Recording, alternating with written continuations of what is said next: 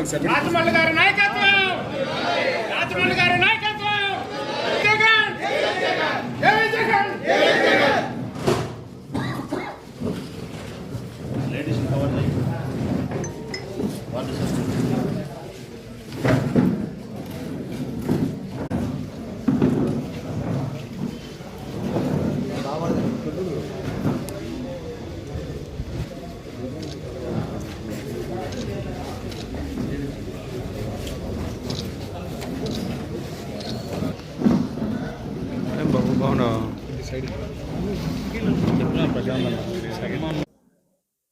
గోపవరం గ్రామ పంచాయతీకి సంబంధించిన ఉప ఎన్నిక ఈరోజు పూర్తయింది. అనేక అవాంఛనీయ సంఘటనల తర్వాత, అభద్రతా భావాల మధ్య, ఎన్నో ఒడిదుడుకుల నేపథ్యం తర్వాత ఎట్టకేలకి ఎన్నిక అత్యంత ప్రశాంతంగా, సజావుగా, సక్రమంగా, ప్రజాస్వామ్యబద్ధంగా ఎన్నిక జరగడం మనస్ఫూర్తిగా నేను సంతోషపడతా ఉన్నా. మా పార్టీకి సంబంధించిన అభ్యర్థి ఉప సర్పంచ్గా గెలవడం అన్నదానికంటే కూడా ప్రజాస్వామ్యాన్ని గెలిపించినందుకు మనస్ఫూర్తిగా సంతోషపడతా ఉన్నా. ఆ ప్రజాస్వామ్యాన్ని గెలిపించినటువంటి ప్రభుత్వ ఉన్నతాధికారులను, ఎన్నికల అధికారులైనటువంటి కలెక్టర్ గారిని, ఇక్కడ ఎన్నికల అధికారిగా పాల్గొన్నటువంటి రామచంద్రారెడ్డి గారిని, మిగతా వారి సిబ్బందిని నేను మనస్ఫూర్తిగా అభినందిస్తూ ఉన్నా. వారికి కృతజ్ఞతలు కూడా తెలియజేస్తూ ఉన్నా. ఈ ఎన్నికలు శాంతి భద్రతల పర్యవేక్షణలో, ప్రశాంత వాతావరణంలో జరగడానికి ప్రత్యేకమైనటువంటి శ్రద్ధ తీసుకున్నటువంటి పోలీస్ శాఖను మనస్ఫూర్తిగా అభినందిస్తూ ఉన్నా. ఈ జిల్లా ఎస్పీ గారికి ప్రత్యేకమైనటువంటి కృతజ్ఞతలు, అభినందనలు తెలియజేస్తూ ఉన్నా. ప్రొద్దుటూరు డిఎస్పీ శ్రీమతి భావన గారికి నా హృదయపూర్వక కృతజ్ఞతలతో కూడిన అభినందనలను తెలియజేస్తూ ఉన్నా. ఈ ప్రొద్దుటూరు నియోజకవర్గంలో సర్కిల్ ఇన్స్పెక్టర్లుగా, ఎస్ఐలుగా, ఏఎస్ఐలుగా, పోలీసులుగా పనిచేస్తూ ఉన్నటువంటి సిబ్బంది ఎవరైతే ఉన్నారో, ఎన్నికల డ్యూటీకి ఎవరైతే పాల్గొన్నారో వాళ్ళందరికీ నా ధన్యవాదాలు, ఆ కృతజ్ఞతలు. మేము గెలవడం కంటే కూడా ప్రజాస్వామ్యం గెలవడం ఇంపార్టెంట్. ఓరోజు మేము గెలుస్తాం, ఓరోజు తెలుగుదేశం గెలుస్తుంది. అది పెద్ద నేనేమి గొప్పగా భావించను, అవమానంగా కూడా భావించను. మేము 2019లో గెలిచినప్పుడు గొప్ప అనుకోలే, 2024లో మేము మా పార్టీ ఓడిపోయినప్పుడు అది తక్కువ అనుకోలే. ఇది సర్వసాధారణం. కానీ ఎప్పటికీ గెలవాల్సినది, వరదరాజిరెడ్డి గారు గుర్తుపెట్టుకోవాల్సినది ఏంటంటే, ఎప్పటికీ గెలవాల్సినది ప్రజాస్వామ్యం. ఆయన కాదు, నేను కాదు. 6 సార్లు ఆయన గెలుస్తాడు, 6 సార్లు ఆయన ఓడిపోతాడు. నేను 3 సార్లు గెలుస్తా, ఒకసారి ఓడిపోతా. అది కాదు పాయింట్. ఎప్పటికీ గెలవాల్సినది ప్రజాస్వామ్యమే. ప్రజాస్వామ్యంలో ప్రజలే అంతిమంగా గెలవాలి. ప్రజలే అంతిమంగా గెలవాలంటే వాళ్ళ తుది నిర్ణయం, వాళ్ళ అభిప్రాయానికి మనము ప్రాధాన్యత ఇచ్చాలి. చట్ట ప్రకారము ప్రజాస్వామ్యబద్ధంగా ఎన్నికలు జరగాల. ఈరోజు జరిపినారు. ఎక్కడే కానీ చిన్నపాటి అవాంఛనీయ సంఘటన కాదు కదా. ఊరికి చిన్న అట్లా గాలి కూడా పొరపాటున కూడా పోలీసులను కాదనే వియ్యలే. మా వార్డు సభ్యుల దగ్గరికి వచ్చినారు. 14 మంది మా వార్డు సభ్యుల్ని పిలుచుకొని వినారు, భద్రత కల్పించినారు, ఎన్నికల్లో ఓటు ఇచ్చినారు. ఎన్నికల అధికారి సక్రమంగా ఎన్నికలు నిర్వహించినాడు. తిరిగి మళ్ళీ మా వాళ్ళని తీసుకొచ్చి నా ఇంటి దగ్గర వదిలిపెట్టినారు. వైఎస్ఆర్ కాంగ్రెస్ పార్టీకి 14 మంది ఉండారు, తెలుగుదేశం పార్టీకి 6 మంది ఉండారు. సో 14 మంది ఉండే సంఖ్య గెలుస్తుంది. అది వైఎస్ఆర్ కాంగ్రెస్ పార్టీ అయితే వైఎస్ఆర్ కాంగ్రెస్ పార్టీ, తెలుగుదేశం అయితే తెలుగుదేశం కూడా. అది పెద్ద గొప్ప సంగతి కాదు. ఇలా మెజార్టీ సభ్యుల యొక్క తీర్మానమే గెలుపుకు ప్రాధాన్యత. అది ఒకరోజు మేమవుతాం, ఒకరోజు తెలుగుదేశం పార్టీ అవుతుంది. అసలుకి ఈ రోజులాగానే వాళ్ళ 5 మంది 6 మంది కలిగిన వార్డు సభ్యులు కలిగిన తెలుగుదేశం పార్టీ వాళ్ళు ఈరోజు ఎన్నికల్లో ఎట్లయితే పోటీలో పాల్గొనలేదో, అది ఫస్ట్ టైమే చేసి ఉంటే ఇంకా గౌరవంగా ఉండేది వరదరాజిరెడ్డి గారికి, తెలుగుదేశం పార్టీకి. ఈరోజు వారు తీసుకునే నిర్ణయం మంచిది. నేను వారిని అభినందిస్తూ ఉన్నా. మన తప్పు చేసినప్పటికీ ఈరోజు తప్పు చేయకుండా సరిదిద్దుకునే ప్రయత్నం చేసినారు. అది ఏ కారణమన్నా కావచ్చు, పోలీసులు సహకరించకపోవచ్చు, అధికారులు సహకరించకపోవచ్చు. ఏది ఏమైనప్పటికీ కూడా మాకు బలం లేదు కాబట్టి మేము ఎన్నికల్లో పాల్గొనము. వారికి 14 ఉండారు, మాకు 6 ఉండారు. అందువల్ల మేము ఎన్నికల్లో పోటీ చేయాల్సిన అవసరం లేదని చెప్పి వాళ్ళు ఎన్నికలకు కూడా గైరుహాజరు. వారి బలహీనతగానో వారి అసమర్థతగానో వాళ్ళు ఓడిపోయినారనో నేను మాట్లాడదలుచుకోవాలి. అదేవిధంగా ఉప సర్పంచ్ అనే పదవి చిన్న పదవి, ఈ పదవికి సంబంధించిన ఈ ఎన్నిక ఇంత ప్రాధాన్యత కలిగిన అంశం ఏమిటి అని చెప్పి ఎవరైనా తెలుగుదేశం పార్టీ వాళ్ళు కానీ మరొకరు కానీ అనుకుంటే అది వారి యొక్క వ్యక్తిగతమే పొరపాటే తప్ప నా వ్యక్తిగత అభిప్రాయం అయితే ఎన్నికల్లో ఎప్పుడు కూడా చిన్నది పెద్దది అనేది ఉండదు. ఎమ్మెల్యే ఎన్నికలైతే పెద్దవి, సర్పంచ్ ఎన్నికలైతే చిన్నవి అనేది ఉండదు. ఏ ఎన్నికైనా ఒకటే. అంబేద్కర్ గారు చేసిన రచన రాజ్యాంగం ఏమైతే భారతదేశంలో ఉందో దాని ప్రకారం ఈ దేశంలో జరగబడే ఏ ఎన్నికైనా కూడా సమానమే. ఎన్నికే. అంతే తప్ప ఈ ఎన్నిక చిన్నది, ఆ ఎన్నిక పెద్దది అని నేను ఎప్పుడు అనుకోను. వైఎస్ఆర్ కాంగ్రెస్ పార్టీ తరఫున ఉప సర్పంచ్గా ఎన్నిక కాబడినటువంటి మా పార్టీ నాయకుడు రాఘవేందర్ రెడ్డి మనస్ఫూర్తిగా నేను అభినందిస్తూ ఉన్నా. ఎన్నో ఒడిదుడుకుల మధ్య అభ్యర్థిగా నిలబడి విజయాన్ని అందుకున్నంత వరకు స్థిరంగా నిలకడగా ఓర్పుతో ఉన్నందుకు రాఘవేందర్ను మనస్ఫూర్తిగా నేను అభినందిస్తూ ఉన్నా. రాఘవేందర్ను గెలిపించడానికి మా అందరికీ సంతోషాన్ని ఇవ్వడానికి ప్రధానమైన కారణమైనటువంటి వార్డు సభ్యులు 13 మంది. ఈ వార్డు సభ్యులను నేను ఎంత కొనియాడినా కూడా తక్కువే, వారిని ఎంత నేను ప్రశంసించినా కూడా తక్కువే. కారణం, మా పార్టీ అధికారంలో లేదు, మా పార్టీ ఓడిపోయింది, తెలుగుదేశం పార్టీ అధికారంలో ఉంది, గెలిచి సంవత్సరమే అయినేది.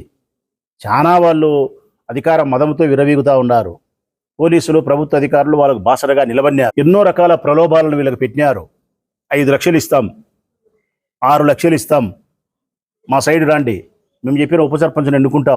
బెదిరించినారు, భయపడిచ్చినారు, ఒకరిని పట్టకపోయి కొట్టినారు, డబ్బులు ఇచ్చే ప్రయత్నం చేసినారు, విపరీతంగా ఫోన్స్ చేసినారు మా సైడ్ రాని.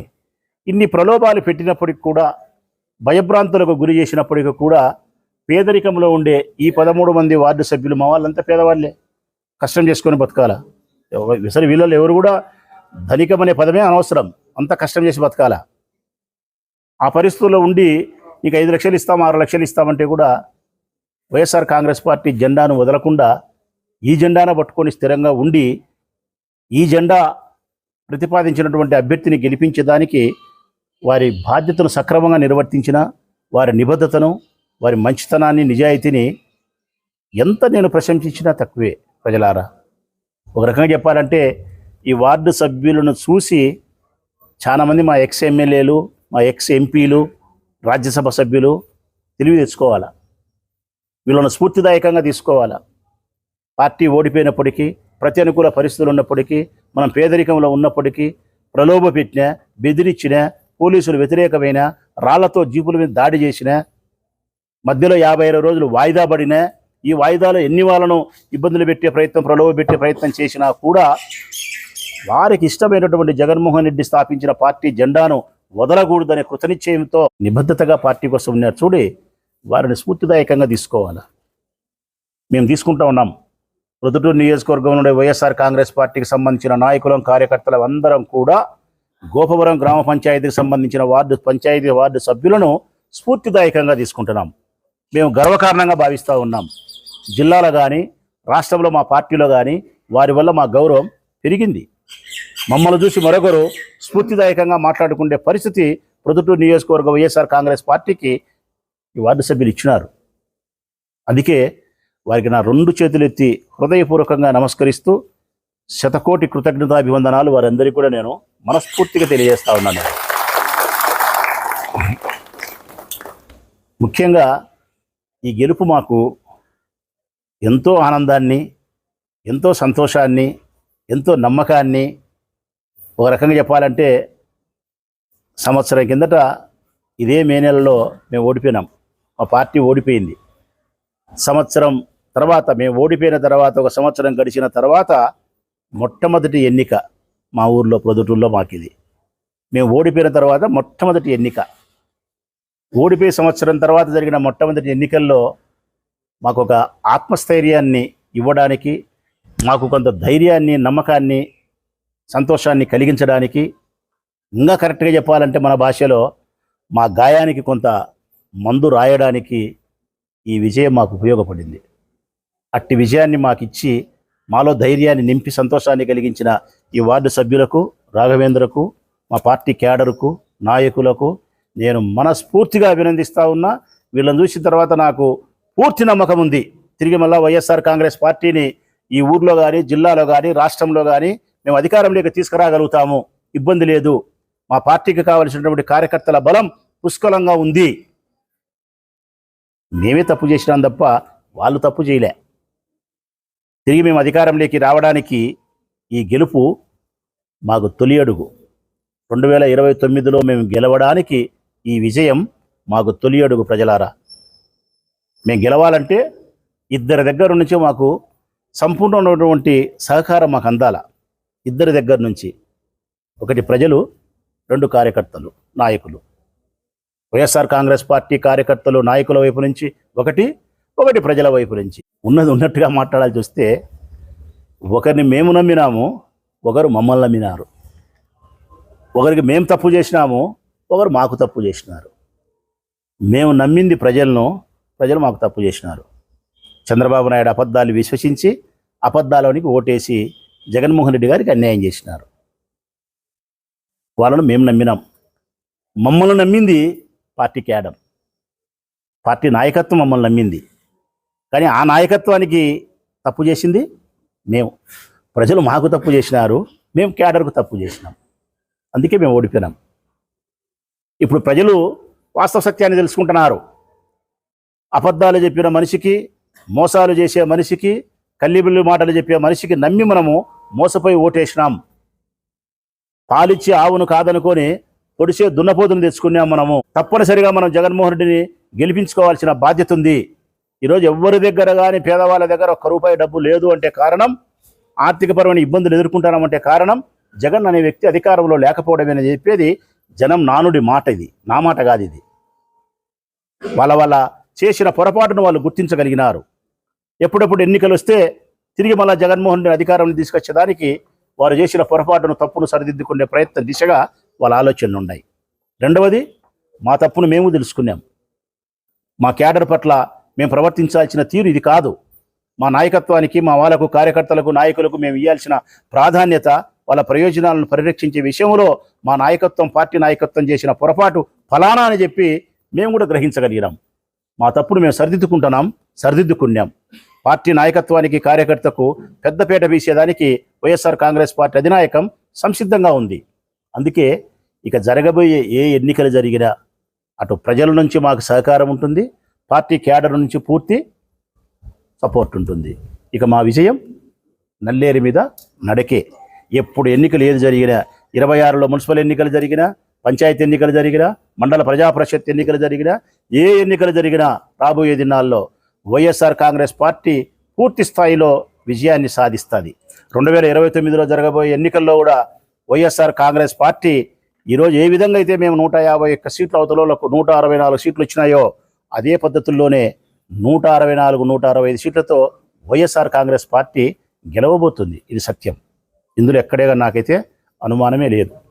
గడిచబోయే ఈ 4 సంవత్సరాలు మేము ఓర్పుగా ఉండాల్సిన అవసరం ఉంది. ఉంటాం. ప్రజలకు దగ్గర కావాల్సిన అవసరం ఉంది. అయితాం. వారి సమస్యల పట్ల ప్రస్తావిస్తాం. వారి సమస్యను, వారి బాధను మా సమస్యగా భావిస్తాం. వారి గొంతులో నుంచి రావాల్సిన మాటను మా గొంతులో నుంచి వచ్చేలాగా చేస్తాం. పార్టీ క్యాడర్కి ఎంత దగ్గర కావాలనో అంత దగ్గర అవుతాం. వారికి ఎంత మేము సహాయపడాలనో సహాయపడతాం. చివరకు 2029 నాటికి వైఎస్ఆర్ కాంగ్రెస్ పార్టీని తిరిగి మళ్ళీ అధికారంలోకి తీసుకురాగలుగుతామని చెప్పి సంపూర్ణమైనటువంటి విశ్వాసాన్ని వ్యక్తపరుస్తూ, ఏది ఏమైనప్పటికీ కూడా గోపవరం గ్రామ పంచాయతీ ఉప సర్పంచ్ ఎన్నిక ప్రొద్దుటూరు నియోజకవర్గ వైఎస్ఆర్ కాంగ్రెస్ పార్టీకి ఎంతో ధైర్యాన్ని, ఎంతో సంతోషాన్ని, నమ్మకాన్ని కలిగించిందని మాత్రం తప్పనిసరిగా నిజాయితీగా నేను అంగీకరిస్తూ మరొక్కసారి మా వార్డు సభ్యులందరికీ నా హృదయపూర్వకమైనటువంటి కృతజ్ఞతలు, ధన్యవాదాలు తెలియజేస్తూ మా రాఘవేంద్రకు, ఉప సర్పంచ్ అయిన రాఘవేంద్రకు మనస్ఫూర్తిగా వైఎస్ఆర్ కాంగ్రెస్ పార్టీ వైపు నుంచి, నా వైపు నుంచి శుభాకాంక్షలు, అభినందనలు తెలియజేస్తూ సెలవు.